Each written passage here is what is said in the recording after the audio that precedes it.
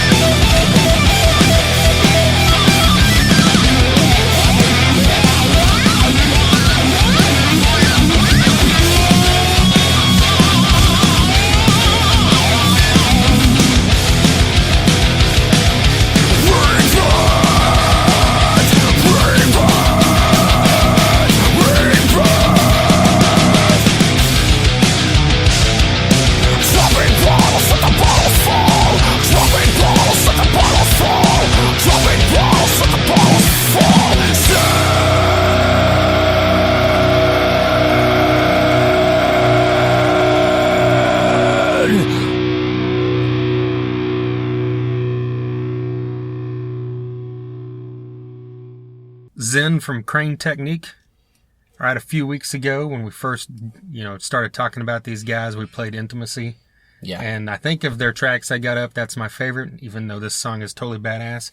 But we brought this one up because you told me this was your favorite track. Yeah, this is definitely my favorite track from these guys. I think this is this track encompasses everything of what this band's about, and nothing against any of the other songs. It's all great. It's just this one just popped to me right away, and I mean it's just got it's got a mix of every genre of hard rock and metal that come together, and it's got the greatest, like I've said before about this band, the best stuff of like the turn of the century kind of hard rock and metal. Yeah. And then it's got a killer guitar solo that would, it'd blow Dimebag's mind, Nice.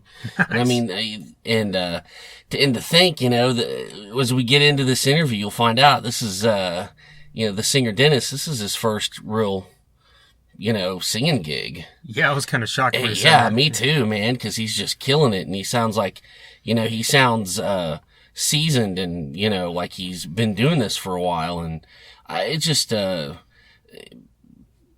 blew me away. And this is just a great song, and I hope that you guys cranked it up all the way. Yeah, it's really, like you said, encompassing everything, because this track really showed like all four things, vocals, bass, guitars, drums. Oh, yeah. All four stand out in this song. Yeah. And there's all that,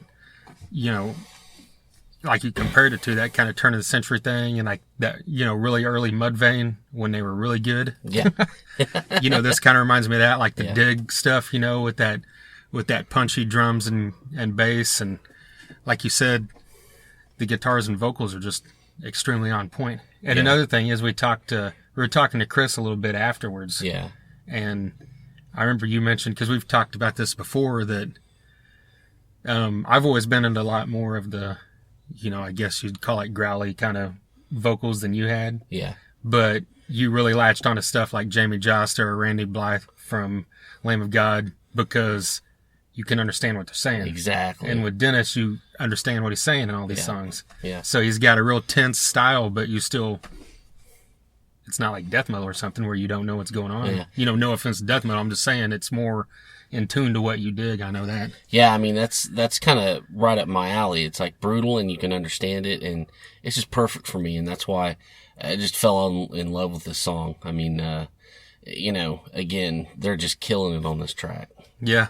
Yeah, this song's in. Like I said, Intimacy. They got a track called Pills that's really cool, and another one called Top Hat that starts out a little bit slower, and it's got some killer stuff in it as well. Yeah. And all four of those are on Reverb Nation. I believe you can download them for free on there. And they're also all on YouTube. There's lyric videos for these. And there's live videos of, I looked at, they did a cover of Blind by Korn. Nice. It was pretty good. And just, there's a couple other songs on there live too as well. And speaking of live, I saw they're playing in Springfield, Missouri on August 20th. There's I think it's called Metal Meltdown. I should have looked that back up, but it's a metal fest in Springfield, Missouri at the Outland Ballroom. There's like 7 or 8 other bands as well. So Cool. if you're in the Missouri area, be sure and check that out. Yes, go. Yeah.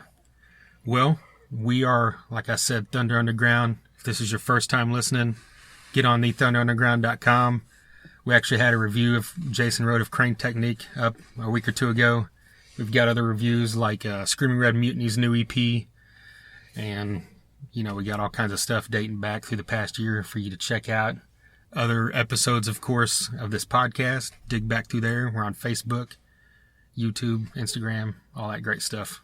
Yeah, and we have koozies and t-shirts. Yes, we do. So hit us up if you want to buy that or wear it. Kirk Winstein wore it. That's right. So, I mean, that's our new claim to fame. Yes, if Kirk Winstein wears your shirt, then you're awesome, and everybody else needs to wear it now too. Yes, there you go. Well, let's get into this thing. Yeah, we'll let's talk a little bit more about it after we get back out. Okay. All right, here you go. Here's all 4 members of Crane Technique.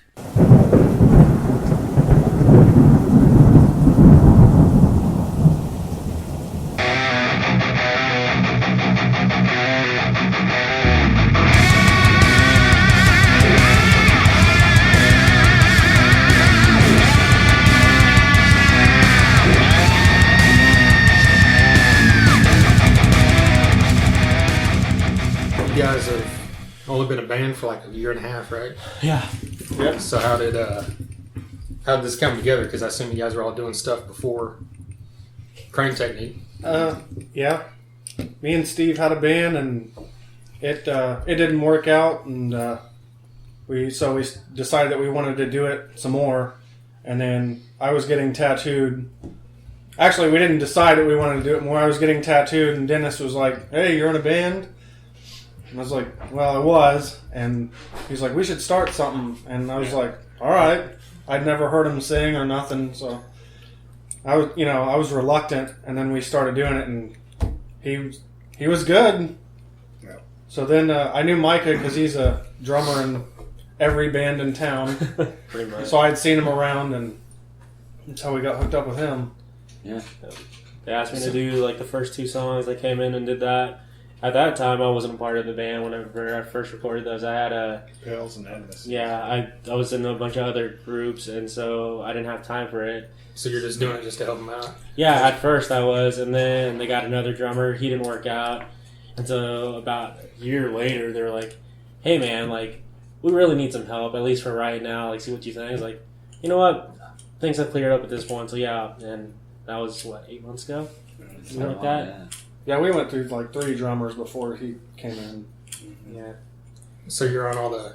Yeah, I'm the recorded one. tracks? Yeah, I'm the one Oh, that. Yeah, I recorded all of them. So I did the first 2. Then they had 2 other drummers before then, or after that, to try to play, and neither one of them worked out. And then I came back in and recorded Zen and Top Hat, and been a part of it since then. So is this your full-time deal, or are you in another band still? I kind of do some other stuff on the side still, but this is one of the ones that's definitely like more of a main focus for sure. Cool. What about you? What were you doing prior, vocal-wise? Nothing. Nothing? I never sang before. This is first Really? band. Yeah. Wow. Just in the shower when I'm. Yeah? Yeah. He's just like, I can do this, guys. Cool. Okay. I remember our first practice with him. We played Pills, and we had me and Garrett had no idea what to expect. He showed up and played in his living room, and we got this riff. Let's try this, and he had this notebook, and he sang exactly how it is pretty much on the recording. Was like, man, it was like, it kind of sounds like Danny Filth from Great Old Filth at first, and it was like, man, this guy's gonna work for sure. It's cool. It's fun. So, did you know kind of how you wanted to do it, or did you just jump in? Well, they had a sound, and I was just having fun. And then it's kind of evolving. You know, it's always going to evolve. Like music, like bands always evolve, but it's getting to where it's like putting songs together that are more and more and more and more and more constructed and whatnot. But Yeah, and having him as a drummer, we can bring a riff in and make that same song sound 5 different ways. Mm-hmm. You know, it's just a pick. So that's pretty cool, having a really good drummer. Oh, Well, our old drummers, they would play it one way and that was it. Like, and now it's like, do you want to do this, or this? pretty much when we write stuff, it's just like, all right, so should we go this direction? Then we'll play it that way. Nah, let's try it this way. How does that sound? What about this way? That sounds cool. Okay, we'll keep it. Yeah, when we're supposed to be practicing for these shows, we maybe play the songs that we're going to practice 15 minutes, and then we just do other stuff. we practice, and then we do a set just for practice, and then I go to work on Saturdays, and then every time they're like, we got this, check this out. I like how they like write stuff out and then they give it to me, and then I can do what I want to it. It's pretty cool. You handle all the lyrics? Yeah. Whatever you call them, yeah. Words. Frustrations and whatnot. Yeah. So yeah, it's pretty cool. It's fun. It's not because we're all confident and comfortable with each other's abilities. It's always like, hey man, do you think this sounds cool? Yeah, do what you want. Oh, okay. Well, but what about this idea? Do you like it? Well, I don't know. I'm asking you guys. Well, if you like it, then cool. Keep it. Yeah, they'll shut you down too. Don't let them. Yeah. Well, you guys have got these 4 songs going. Is there plans for a full album, or just always working? We have 4 songs right now that we've written that are not recorded. 2 of them right now are in the process. In fact, last night we wrote another one just randomly. You know, Oh, talking yeah. about I forgot about that. yeah, talking about you know how we usually just barely practice our set. Like we do that. It's usually tight. We fix any loose ends, and then we spend the next hour and a half just usually improv jamming, and it's very rare that we don't come up with something. Yeah. It's just whether we like it enough to keep it or not. Yeah, I think that newest one we didn't. I didn't even think about, but that one was really cool. Yeah. I think we're- Hopefully we can get an album, like we're planning by next year or something like that, a full album, and do that. Do you guys record these yourselves or go to So a studio? we right now practice out of my personal studio at my house, and there I have an interface, so we do a lot of demoing there. But we have a buddy in the area named Jared Knapp, who's the one that has so far done these 4 tracks for us out at ZombieLife. Dude's phenomenal. I've been working with him he's for years, and he's the one that we go with. So when we go finalize anything, it's always at his studio. Okay. Yeah. Yeah, what you've heard has been done by his studio, Yeah. Yeah. and it usually takes a couple months to get.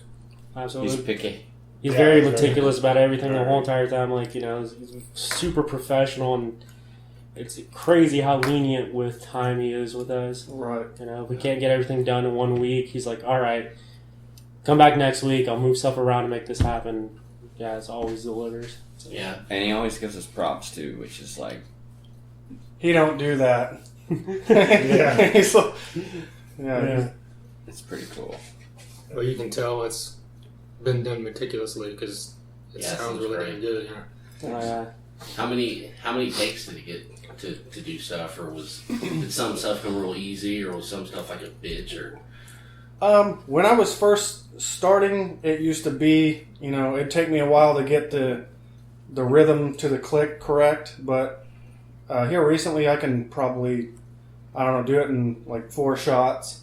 You know, I'll usually lay a scratch guitar track down, then a scratch lead track if we're going to do that, and then just layer on top. I did, whenever I was asked to do Pills and Intimacy, I did those in 2 days. I pretty much spent 1 day doing drum tone, and then the second day tracking both of those. So it wasn't too bad at all. Same thing with Top Hat and Zen. Since these guys had it pretty much recorded, just needed the drums done on it. I did the same thing on that. I just spent a day tone, and then the second day just recording them. So hasn't been terrible at all. Yeah, I think I laid bass down on Pills and Intimacy. I think 2 hours. It's not very long. And Top Hat's actually a couple, the bridge, and there's a little organ bass solo in it that were separated, but pretty much the main body was 1 take. Dennis didn't take him very long, like an afternoon at tops. Yeah. He's like, do this. Okay. How's that sound? Try it again. Okay. And then we're done. So it's cool. Quit stepping away from the microphone. Oh, I'm trying to get into it. Okay, cool. You gotta stand there. You gotta stand. I hunch over a lot when I sing or scream or whatever I do, and then you gotta stand there like it's kind of rough, but gotta pull from the diaphragm and whatnot. But it's cool.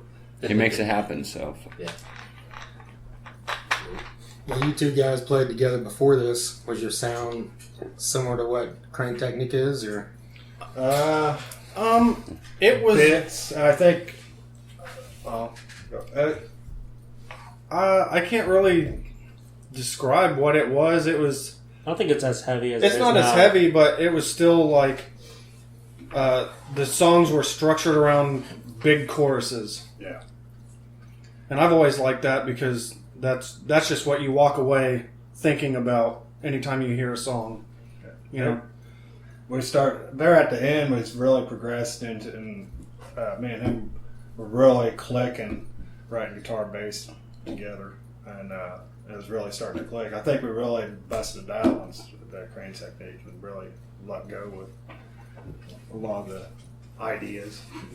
Yeah. But that first album, I don't know. I came in after it was just fun. No, just whatever, cool. Yeah, The hard part was done. yeah. Just- Those guys, they're tight as Can you curse on here? Yeah. They're real tight as a motherfucker, so he just throws it down, they groove, and all I gotta do is just entertain, so it's fun. Yeah, that's been the nice thing about this thing. It's just like how on point Steve and Garrett are with their rhythms and their songwriting. It's made my job super, super easy. Mm-hmm. I've never been in anything like this rhythmically that just grooves all the time. So Yeah, it's been so much fun. I think half the time we're smiling in the practice room just because, like, we forget like we're supposed to be performing the stuff we do. It's just pure fun. So. Yeah, That's a good sign. Yeah. So, yeah. One of the things that stood out to me with you guys' sound is your bass, how heavy it sounds compared to most bands. Is that something you strive for, or is that just something that came with production, you think? Or Definitely, when me and Steve started doing this, that was one of our goals, is to make the drums and the bass the main focal point, and then everything after that was just accented to that. Okay. And that's good to hear, because that's what we really strive for. Like a Mudvayne type Korn, Yeah. how they're real rhythm driven. Yeah. I think whenever we decided to do, we was putting Crane technique together, it was like, I'm going to get a 6-string. And, that doesn't make it heavier, but it's still, we're tuned down an A most of the time. And we decided we're going to make this really, really cool. One of the few dudes I know that can play like all 6 strings too on the bass. Like most guys have a 4-string bass and I have no idea what to do with them. This guy's just like shredding. Like half the time it seems like he's like holding back in our songs. We're like, dude, try this, try that. He's like, yeah, okay. Nice. Well, was it easy for you to adapt to his style as a rhythm section? Yeah, because like, especially as a drummer lately, I've been listening to a lot more kind of like, not so much heavy music, but listening more to kind of funk and old school rock, so it's real rhythm based anyways. And to hear somebody like him that's just able to really catch on that and line up our syncopation has made it so easy. That's the first thing I look for is the rhythm and how I can add to that and accent the melody with that. It's been super easy. Like I said, my job is the easiest thing. I feel my job is the easiest thing in this band because of it. I don't have to think really hard or feel things out like methodically. It's just, oh, that sounds cool. Let's do that. Yeah, me and Steve quite a bit in private message send back disco and funk songs. Yeah. And listen to them. Oh, yeah. You got to break away, not just listen to the style of music you're playing. You just need to take a little bit, I listen to a lot of country. Yeah, me too. And they play a lot of low notes, and a lot of kick drum following, quite a bit. So I listen to a lot of country for the bass and get some ideas from that, and a little bit, Red Hot Chili Peppers, and of course Fieldy from Korn. I like a lot what he does, and Ryan Martini from Mudvayne. I really like his bass playing. I can't do it, but really cool. Well, that's kind of where like our songwriting is starting to take though. It's like, especially him saying that Fieldy is such an influence recently is because our newer songs, it's like the bass is providing more of the melody than the actual rhythm, and me and Garrett are doing more of the actual syncopation with our rhythms and all that. So we're really starting to reverse our roles in that and how we do it, which has been really fun. It's been really weird because we're not used to it at all. But the songs that we're starting to write like sound super, super awesome. Oh, that's a cool approach because it doesn't seem like many are doing that right now. No, not at all. You guys are like setting yourself apart. Yeah, we try to set ourselves apart, Yeah. in every way. That's the key, I think. Be the leader of the pack and not, stand apart. I like that. Yeah. Well, that's why you guys stuff jumped out at us. So cool. That's awesome. That's cool. I think our stuff definitely has taken us like off guard with how people have reacted to it at this point. Because at first, when these guys talk to me, they're like, yeah, this is just going to be for fun, man. Like, we'll play some shows here and there. Like, this isn't going to be anything serious, probably. We just want to play some cool shows, and that's it. Yeah, let's do it. And then everyone's like, dude, your band. I was like, yeah? Yeah? It's cool. And Well, that's usually how stuff happens, you know, if you're not trying. yeah, I mean, trying too hard to make it be something, that's when it becomes something, right? Yeah. Yeah, I remember me and Garrett was burning branches and stuff in his front yard and was like, keep it simple. You don't need to go play 100 miles an hour and play all these weird bullshit that most of these bands are nowadays that get real boring and old to me. Anyway. Yeah, for sure. Real boring and old and repetitive. So it was like, just keep it simple. And we was listening to band or like Korn's first album, LD50 by Mudvayne. And what's really cool is listening to some Motor Grader one day. And this is way before we got to open up for him. And that was one of the other influences for me. Anyway, I don't know. But, Yeah. I kind of like all that type of heavy groove melodic stuff. No, not so much. I like some breakdown stuff, but keep it short and simple. Don't just make a whole song out of breakdowns. It's kind of boring. I listen to mostly like hip hop and rap, like at the shop. Oh yeah. It just because it's, you know, when you're working, it's just repetitive, and I listen to wordplay and word usage and try to like digress and make it metal, but still have a flow to it and some kind of intelligence behind it. So a little different, like a little something extra to it. I don't know. That's cool you say that. I noticed that like intimacy when you're like in the verses. Mm-hmm. You know, it's a little more kind of stop and go than most people are, Yeah. which kind of would go back Just to straight hip-hop. screaming all Yeah. the time. I mean, I like bands that do that for sure, but it gets like you said, it gets repetitive. Like that's when like third song in, that's when you're at the bar trying to get whiskey, you know, and you miss 2 songs. You're standing like an asshole, and they charge you $8 for a fucking Jim Beam. So I like to go to shows where it's like I'm just like spellbound the whole time, you know. Yeah. And I don't want, like our last show, well, our second to last, well, we played the Solace, and it was like people that were digging our shit didn't seem like the type of people. I don't want to stereotype anybody, but it didn't seem like the type of people that would be into what we have to offer. And motherfuckers were all over it. He was there, and it was like, that was cool. And there weren't that many people there, and they were all in there, fucking Yeah, going it was to shit. packed.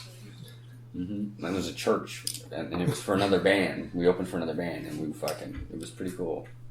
So It was in a church? Like it's like a it's like a rock and roll. My buddy owns it. He's tattooed. And Oh, okay. yeah. It's pretty liberal. It's non-traditional, I guess is the best way to say it. Okay. Yeah, but it was a lot of fun.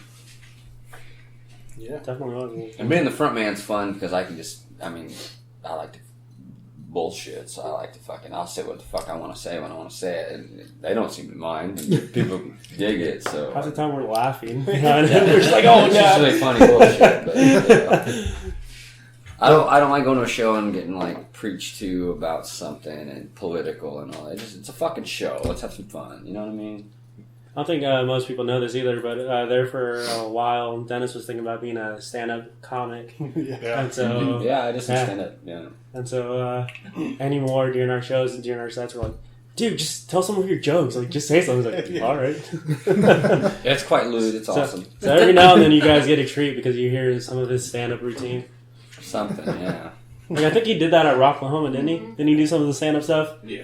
Probably something about my balls or something. I don't know. They were sweaty, so I mean, it was probably that. Yeah. What was the stand-up well received? When I was, I mean, it was a local thing, but my friend he holds that shit, and he's in touch with like comics from here and Fayetteville. And I was tattooing, and I was like, man, I'd like to do that. And he was like, all right, cool. Because I make him laugh, and I got up there. It was fun. I mean, it's nerve-wracking. It's only a 5-minute thing. Yeah. But it's 5 minutes of fucking 50 people just looking at your fucking ass, and you got to make them laugh. If you can do that, you can fucking stand behind these bad motherfuckers and do your thing. So, I mean, it's pretty cool. Pretty fun. I'd like to do it again soon. So I guess without the musical background, it was still an easy transition to get on stage live since you've already done Doing that the kind of stand-up thing. comedy is harder than the band because the band people are there to fucking rock out. The stand-up comedy people basically, I think, they want to see just ball on your ass. Right. You know, it's a whole different vibe. You know, it's the band thing's way more like exciting and fun. But I mean, you get a good laugh from somebody, it's always a good time. So Yeah, pretty much.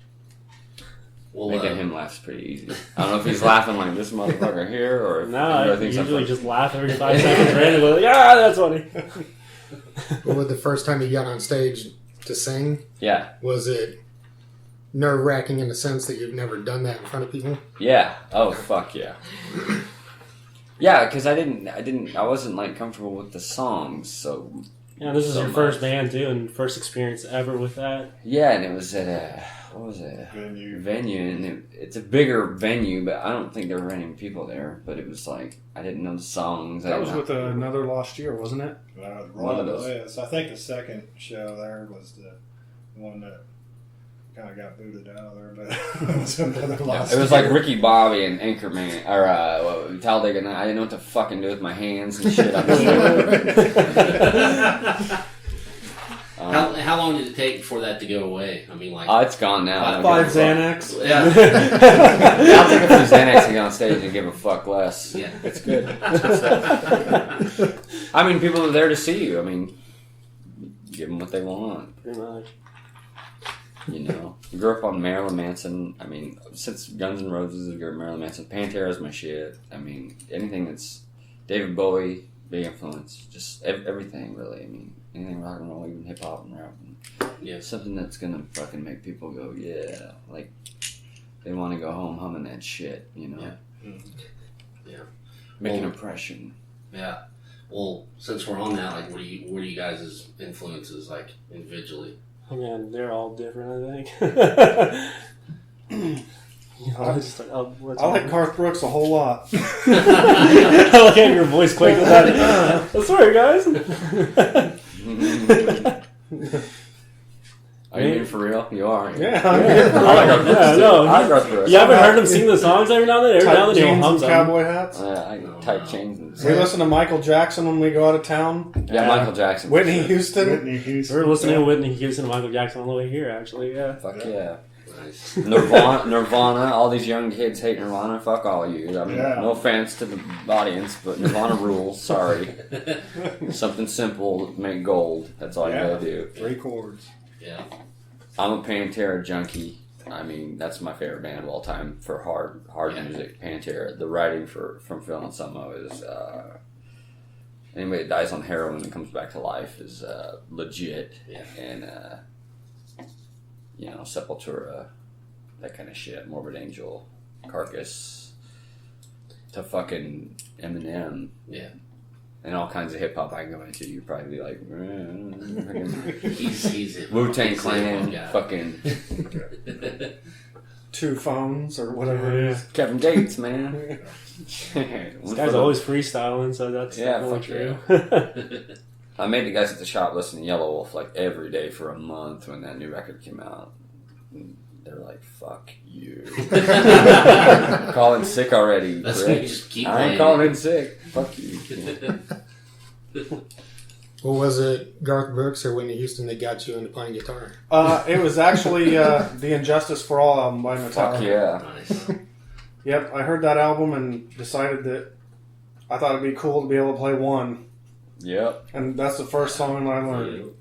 Mine was go back to like 1969, the Black Sabbath's first album. That's what got me playing bass. I listened to that, and Geezer Butler just blew my mind.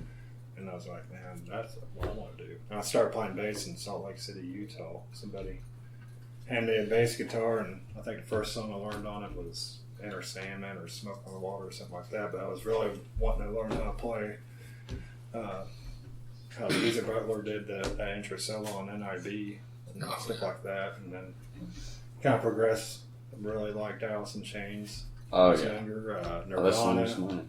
Pearl Jam. I was a big Metallica fan, mainly. I mean, everybody says this. The first albums, yeah, that's the ones I like. I like the older stuff or the newer stuff, but mainly the Cliff Burton stuff I really like. And Dr. Feelgood when it came out was my shit too. Yeah, that was a great record. That Dr. Feelgood's still the shit. I can hear that. And if I can hear that when I'm 90, I'll still be like, fuck yeah. Even though they're kind of glammy and shit, I don't give a fuck. It's a show, you know. Manson wears fucking lingerie, you know. Fuck it. I like Poison's Flesh and Blood album. I still think that's a good record. Poison. Yeah. That one. Warrant's Cherry Pie. I don't know why those are so good, but that just Cherry Pie is always good. Like I said, Leaf Garrett. Leaf Garrett. I believe it. Fuck. Favorite country album to listen to is anything by Travis Tritt, Garth Brooks, Alan Jackson. Those guys are good. Does that save a horse, blow a cowboy? No, I think that's Big and Rich. Big and Rich? Those guys suck. Fucking shit. And what about you early on? I know you said funk and stuff now. And Man, I grew up listening to 60s and 70s progressive rock, like psychedelic stuff. My parents are Mexican, and they both came from Mexico. My dad claims that he learned English by listening to all these 60s progressive psychedelic stuff.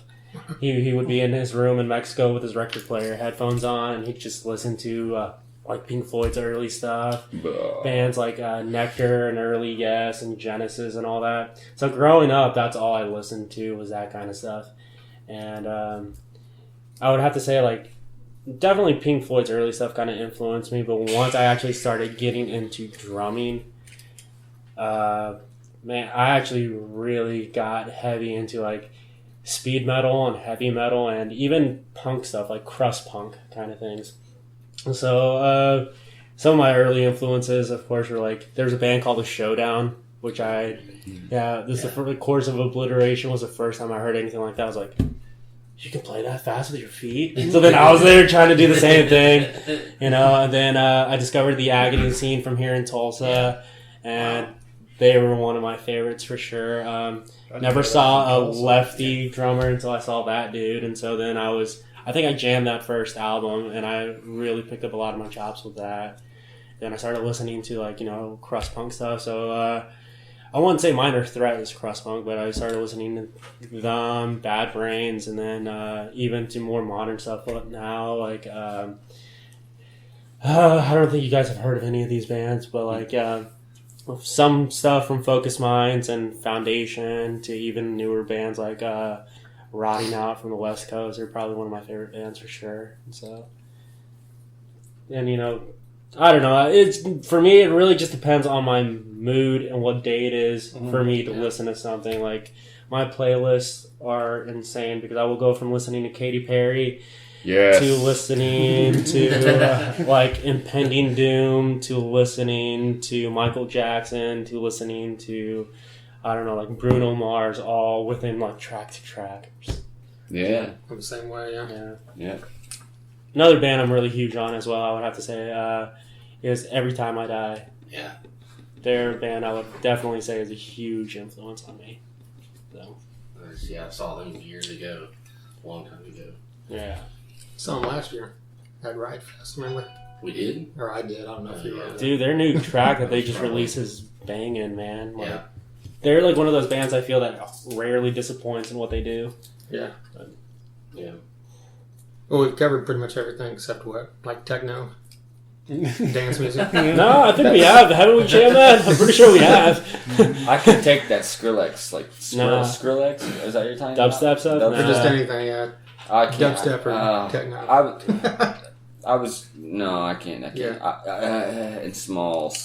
I like some Dead Mouse Draw stuff. the line, huh? Yeah, that's the one thing I can't get into, but pretty much everything else we've mentioned I can do. Yeah, it's like Transformers fucking, you know. They ran out of oil, you know. There's some Rust-Oleum in the cupboard. Rust-Oleum. Wow. That's like the best description of that kind of music I've ever heard. That's like RoboCop. Shit. Can I use that? Take it. Yeah. Cool. I'll give you credit. Fucking. That's awesome.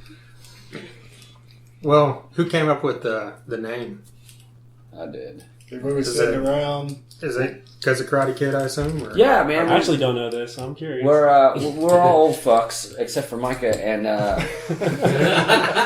we wanted like something cool. Everything's been done, so I mean, we were thinking about like Johnny Cage. well, Johnny Cage was one of them, but I think that was already a band because like Mortal Kombat, that's fucking the shit. And then Sub-Zero, we came up with that, and it was like, Mascara was one, but that sounded too like Deftonesy, like fucking The Cure, Bauhaus, weird shit. Yeah. So we were like, one of my favorite movies is Karate Kid because it's like the kid gets his ass kicked all day long and he just fucking perseveres and meets the fucking Mr. Miyagi and kicks the shit out of the guy at the end, and it was like crane technique, and they marinated on it, and we were like, that's it, fuck yeah.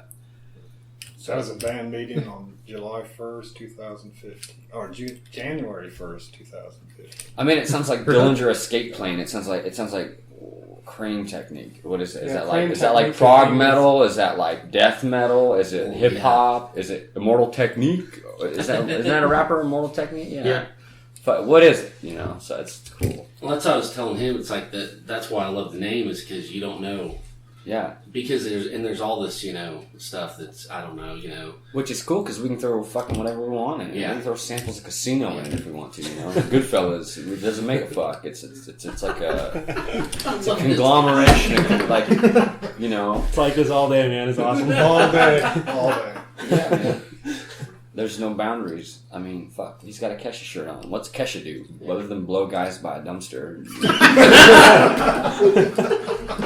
So we're coming home one night from Kansas City, and this is like 2 o'clock in the morning, and he's leaning in here like this, and he's just still going. Was I sleeping? Yeah. He was like sleep talking and just like talking smack the whole entire time. It's like, Yeah. Excellent. It was like seeing our stepbrothers. You had him talking, and you had him. What's all these tamarines doing back here? Is all I heard. Yeah. Like out of nowhere. You were in his... Yeah, I had tambourines in the back of my car because Yeah, I played a gig or something like that, and I needed them for it. And he just decides to hop back there to go to sleep, and all you hear is like, There was 4 tamarines. it's like the timbers everywhere. Yeah, I woke up and you weren't sitting there. I was like, "Where the fuck did you go? Did they dump him off on the side of the road?" And he's in the back, fucking sprawled out. It looks like the Grateful Dead back there. Fucking Jerry Garcia with shit all over him. I was like, "What the fuck?" I was dreaming, having an acid flashback. I don't know what the fuck happened. Well, if you put Casino or Goodfellas samples in your songs, I will definitely. Yeah, all yeah. of them. Or fucking Hellraiser. Fucking. We came out to the Dexter blood theme. These guys got me into Dexter. I've been watching that like a fuck. Yeah. Oh yeah, first show. Yeah, we like. I mean, we're pretty. Like pretty much everything, really. Just like music, fuck it. Pretty much. Music, movies, whatever. Comedians, we like stand-up comedy, like fuck. It's all we listen to up here, pretty much. Yeah. Bill Burr, Bill Burr. Oh, yeah. Bill Burr and Pablo Francisco. Fucking Oh gee. That was funny shit. Him and Tortilla Boy. little tortilla boy. His Stanley Glover is still my favorite. Put it in your mouth. What are your thoughts on the new Karate Kid? I haven't seen Fuck it. that shit. I haven't seen That's it. what I was You hoping ain't you seen can't that talk. shit? That's not a 80s goddamn movies. remake. I mean, it's a good movie, but it ain't fucking Karate Kid. Jackie Chan ain't shit. I mean, he's cool. Fuck. They're in China. Yeah. Fuck that. No, they're in Reseda. That's where the fuck they are. It's gotta be That's Ralph where the fuck they Macchio. are. It's Ralph Macchio, okay? Yeah. He's Italian, alright? Yeah. Alright. And You know? they could have redid that with Ralph Macchio. 'cause They he could still have. makes the same. Yeah, MC no Hammer- joke, yeah, they MC should've. Hammer needed money. I know you could do those fucking kicks. Throw that headband on that motherfucker. Yep. Could have happened. Yeah. Got seeing Hot Tub Time Machine where the bad guy from Karate Kid's in there and he's like, "You gotta blow your friend in the John." Remember on that football game? That squirrel runs out there. It's the bad guy from Karate Kid. You gotta blow your pal. Awesome. Yeah, there was like a whole storyline where he was on How I Met Your Mother. Yeah, for, I remember that. for a few episodes. Was it? Yeah. Barney's There's 2 or 3. like Yeah. role Like model, or whatever. yeah. He has a favorite person. Yeah, he said everybody loved the Karate Kid, but his idol was what's his name? I can't remember his name. I don't of the movie, remember. But, yeah. Cobra Kai. Yeah. Johnny. Yeah, Johnny. Yeah. Because he got robbed. Yeah. Yeah. Well, let's talk about this guy right here. Like, how'd you get hooked up with DMG Productions? And do you have anything good to say about it? I mean, he's an alright guy, I guess. I don't know. We put up with him. No, just kidding. Puts up with us, if anything. How did that happen? I think somebody messaged him to check us out. He was putting on a campground stage for Rocklahoma, and we were kind of wanting to do... It was weird because we had literally talked a week or two in advance before we got offered that, how we wanted to play that. Somebody through the grapevine messaged him. I don't remember. Derek Frazier. Yeah. And then he shot us a message, and he's like, "Hey guys, I just heard your band, and I'm not gonna lie, I really dig it. So I'm doing this campground stage here at Rocklahoma, and I'm putting it on. You guys should come play it." Yeah. Yeah. So we worked things out. He super gracious enough to let us headline the stage on Sunday, and this is the first time we met him, saw us play, and since then we've just been talking with him. He get shit done. Yeah, he decided to represent us, and he's our manager, and he started DMG, Dark Side Management Group, and he's been seriously like a blessing in disguise. It's been the greatest thing partnering up with him. Yeah. I don't think there's a remote bad thing that we can say about it. Mm-hmm. Yeah. He's definitely more than the fifth member of the band for sure. He's always on top of us. He's always I think like after he's like, yeah, let me manage you guys. I have experience doing this, and just give me a shot, and if you guys don't like it, kick me through the curb. Okay. The next 2 days he was just sending us graphic art, and like, hey, I got this idea, got that idea, hey, I know this guy, I know that guy, hey, I'm talking with these venues, I'm doing this. We're like, dude, so like Yeah. None of us have time to do that. Yeah, we're all full-time employees, which sucks. Yeah. I do it because these guys are awesome. I mean, just the first time I saw him at the GA Rock stage, like I said, Derek Frazier said, check these guys out. I listened to literally 10 seconds of a song of Intimacy. Or not 10, about 15 seconds. As soon as you started yelling, I said, yeah, they're playing. Put them on, and then, I mean, they fucking tore it up, like at the rock stage. And after that, we talked a little bit, and then we started, like I said, conversing back and forth, and it's been good. These guys are fucking awesome. And I tear it up today. We're gonna fucking throw it down. Fuck it. Well, it's great that you do so much work for them, because a lot of guys just, Well, that was the thing. That was our mindset. We're like, it's gonna be another guy saying he's gonna do this. Yeah. He'll flake out on us. Like we're not even in a position right now to pay him, so he's just gonna blow smoke. No big deal. And nah, man, like within that week, he was blowing up our feed like every single day with so many ideas. In fact, our new logo, is big credit to him, and we have some other designs right now that we're not going to release yet, but definitely in conjunction with him for shirts and stuff, and it's been great. Which takes a fucking load off of me. Thank you very much. Because since Dennis is a tattoo artist, he's been the artist of the band with everything else up to this point. Yeah, I'm pretty busy, so it's like fucking cool, and it's a fresh perspective on something I didn't do. I'm not gonna pick it apart. It looks cool. Fuck it, I like it. I should have done this or that. Fuck, I do that enough as it is. So Yeah, and being in a band's hard, so sometimes it's just better to have somebody outside mediating it. exactly. Mm-hmm. So yes, Dude's the real deal, so it's been cool. Thank you guys. Well, I know you guys got this show you're playing tonight. You've got stuff lined up in like Fayetteville and Joplin, of course. How far out are you guys looking to take this, as far as you can go? Or Pretty much. Like for us, it's been just about having fun so far, hasn't it? It's like I don't think any of us realized how real this could be until March, something like that. It's about March. We're like, wow, we can actually do something with this. Yeah. And then people kept reacting to everything. We're just like, yeah. people that you wouldn't expect to react. And that's the thing, is every time that Most we people play, are haters, It's like fuck. every all right. time that we play, somebody will walk up and lots of people will walk up and say something about it, and that's not real normal, you know, in the bands that I was in. Yeah, not at all. Most people just stand in the back and wait for you to get done. It's definitely humbling because, you know, it's always like a new experience. We're like, did they really actually like our band? Yeah. Like, they're coming up to us like, dude, you guys are awesome. We're like, yeah, thanks. You know, we work hard. And then we go in the car or something like that on the ride, and we're like, dude, like 3 people actually came up and talked to us. Like, this is weird. Yeah. Like, they wanted my autograph. Yeah, like, I'm a nobody. After the GA Rock stage, that's what happened to you guys. Yeah. Almost everyone that was there that was watching their show just pretty much surrounded them. Yeah. It's pretty cool. Yeah, that's great. Yeah, we were definitely like freaking out after that. We're like, people actually like us. This is crazy, guys. What are we doing? I gotta say, probably our best shows so far have been in Oklahoma. Yeah. That's true. For exception of Solace was a really good show too, in Joplin. But we played. I don't even remember where it was. It was somewhere. It was a vape shop here in Oklahoma. Vanita, yeah. Anita, that was a good show too. That was a really good show. And It's a weird show. Surprisingly, people like that. Yeah, too. it was all pop punk people. yeah. And fucking... We headlined that? Yeah, we headlined that. I know, like, it don't was a break our pop punk shit. show, yeah. People were moshing and shit. Don't break our case. And that was weird too, because we packed that out, which was weird because it was a pop punk show. No, that wasn't expected at all.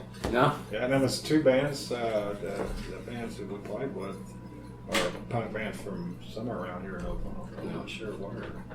You like Oklahoma. Yeah. But we did get high on the nicotine vape shit. Walking We there were and blowing could O's see. like mofos. Like, man, that smells good in here.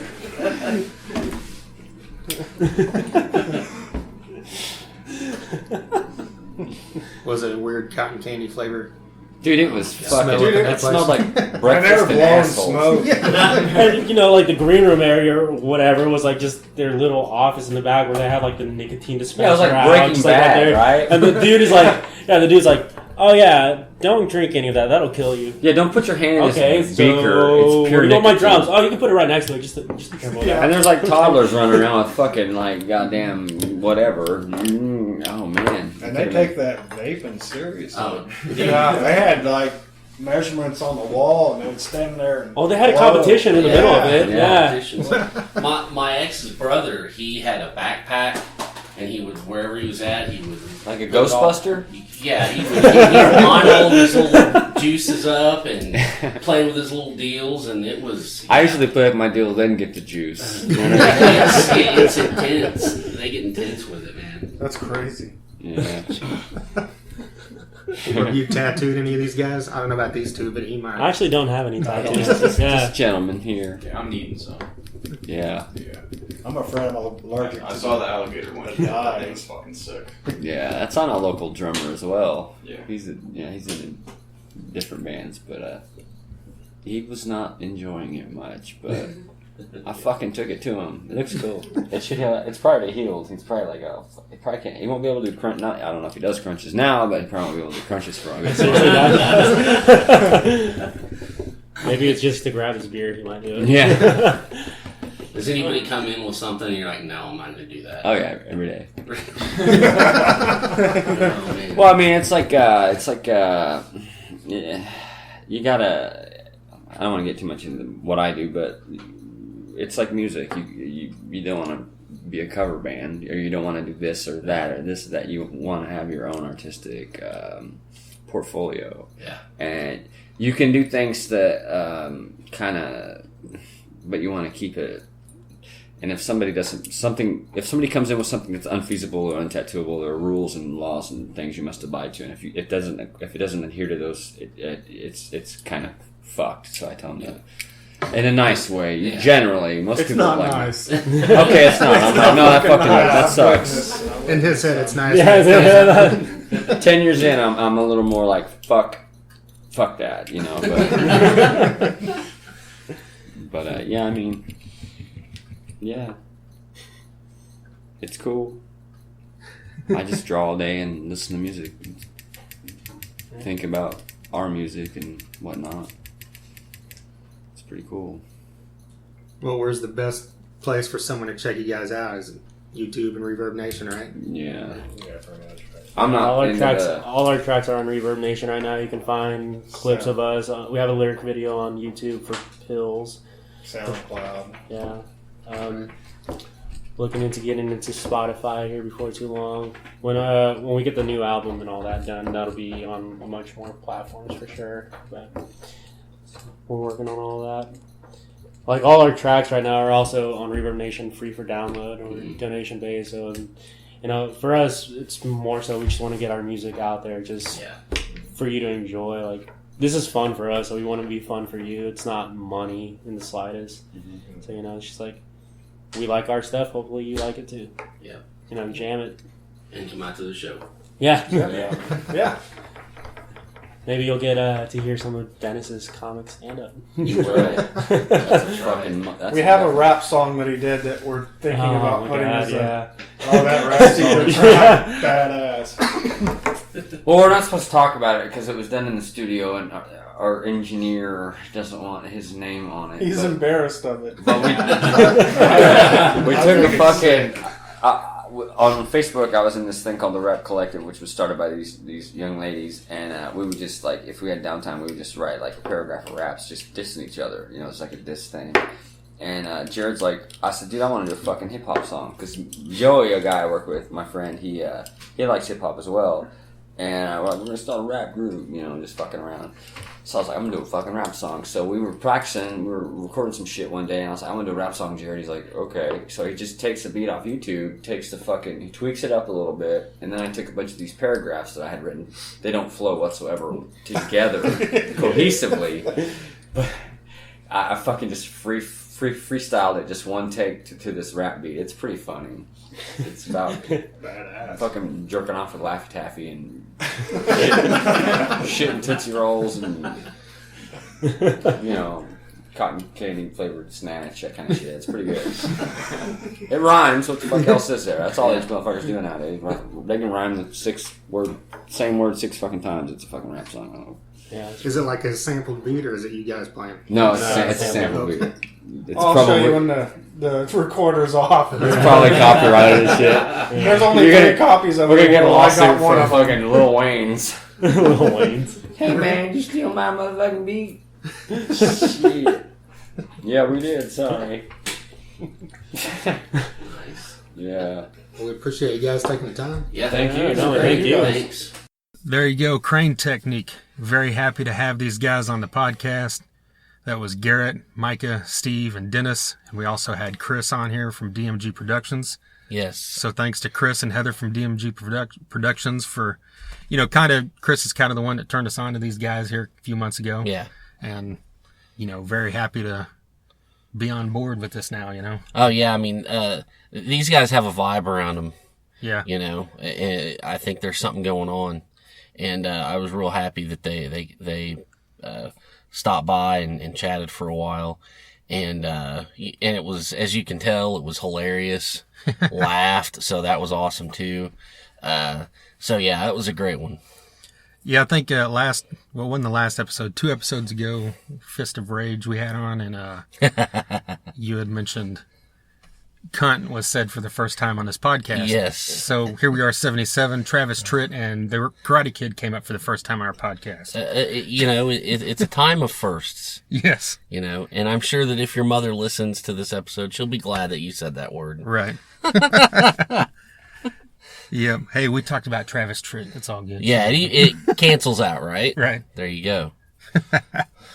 Well, once again, get on Facebook and check out Crane Technique. Get on Reverb Nation on YouTube. Listen to these guys. Support them if you're in the Springfield area. Like I said earlier, August 20th, they're playing the Metal Festival there. That'll be a good time. And I know that they're looking to come back to Tulsa soon. They were here the day we actually recorded this. They played the Shrine as part of the Axeman competition. And I'm sure they'll be back again. I heard a lot of good things about that as well. And can't wait to see these guys live. Definitely. Yep. So like I mentioned before we started, Kirk Winstein wore a t-shirt because we were fortunate enough to record another episode with Kirk Winstein. Yeah. And that's probably not going to be, it might be the next one, but within the next couple, you'll hear that. And this time around, Tommy Buckley and Matt Brunson, the drummer and guitarist from Crowbar, were also in on the mix. Yes. They were sitting there and they chimed in a few times, and Tommy had some funny stuff to say. So that was. Oh yeah, we had a blast with those guys. It was awesome. Yeah. And they put on a killer show. Oh yeah. Yeah. Yeah, we'll talk about that more obviously when we do that episode. But them and Archon and Smoke Offering, all badass. Yeah. Great time. You know, every time we've seen Smoke Offering and Archon, and obviously Crowbar. Yeah, yeah. They're all great live It's been bands. Great. And we got another good one coming too, don't we? Yeah. Yeah. Yeah, we've got John Oliveris and Jess. I forgot Jess's last name. De Hoya. Jess De Hoya of Sons of Texas. Yeah. The two guitarists. We saw them live here just about a week ago at the Shrine in Tulsa. We've seen them a few times. This was the first headline gig we got the chance to see. And we got the chance to record another episode with John. He was on here, way back as well. Yeah. And this time Jess was with him and talked about the new music they got coming and some other stuff. So yeah, going overseas, all that kind of stuff. Yeah. So just some cool things coming. So stay tuned. Yes. And in the meantime, go backwards 76 other episodes. Yeah, why not? Both those guys we just mentioned, Kirk Winstein and John Oliveris, there's episodes with them to check out. There's episodes with if you like glam rock and AOR, we got guys from Warrant in Europe and Frank Hannon Band, and then we've got guys from heavier stuff like Insight and Battlecross and Wino. We don't mention that one enough. No, we don't. Spirit Caravan and The Obsessed. He's the godfather of doom metal. That's right. That was an unbelievable honor. Yeah, it was. Then we've had Reed Mullen from COC, CJ Pierce from Drowning Pool, guys from Murder FM. Oh man, drawing a blank, but yeah, we got great local stuff. Severmind, Yes. Chad Malone from Senior Fellows, Driver, Fist of Rage. That was just a couple episodes ago. Go check that one out. And speaking of Fist Yes. of Rage, if you're listening to this the week this comes out, Fist of Rage is playing this Saturday, July 23rd in Oklahoma City. That's OKC right. City Limits with the Bullet Boys. And we've got a contest going on right now, which I believe will probably end this Wednesday. Okay. And so you've still got a couple days. You just go on our Facebook page, find the contest thing, and you just post a picture of you representing Thunder Underground or Fist of Rage. Yeah. Even if you don't have t-shirts or koozies or stickers or anything, just be creative and, print out a picture and hold it up, or put your face next to your computer screen, or have Anything. your phone, someone else take a picture of you, whatever. Yeah. As long as it's got our logo or their logo. Just get You're good. crazy. Yeah. And then we'll just, with us and Fist of Rage, we're going to pick, I guess, whichever one's the best or the coolest There you go. or the hottest, most nakedest. I don't know. Oh God. Is that a new rule I just made up? No. You did. I just disqualified a bunch of people. Sorry. All right. You're such a pig. I know. Sorry. All right. Well, like I said several times already, thank you to Crank Technique. Thank you to DMG Productions. And until next time. See ya. Underground, y'all.